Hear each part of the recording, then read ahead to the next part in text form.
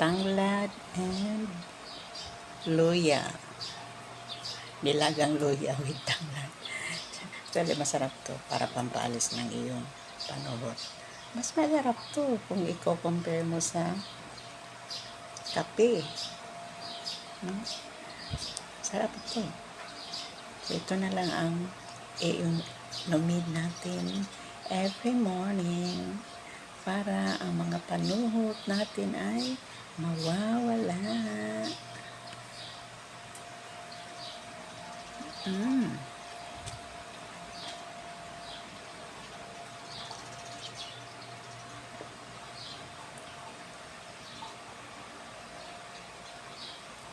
Actually, tira to kasi dinadalan ko ng nilagang luya ang anak ko na nagle-labor.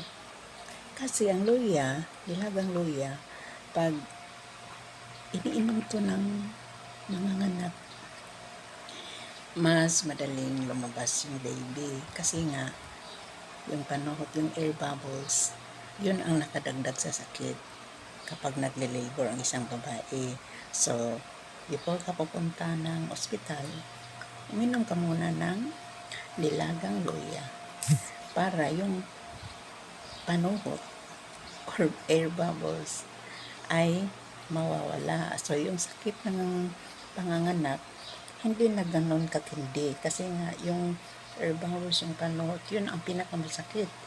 At saka matagal bago lalabas yung baby. So, inom nito sa mga babaeng mga anak. Subukan nyo. Ito ang iniinom ko tuwing ako'y nagle-labor. Dati, nung ako ay manganganak, iniinom ko talaga to kasi nga ang sakit sa panganay ko. Sobrang sakit. Kasi hindi ako uminom ng nilagang luya, pero sa pangalawa, pangatlo, at pangapat, hindi na ganun sakit kasi wala na yung panuhot or air bubbles.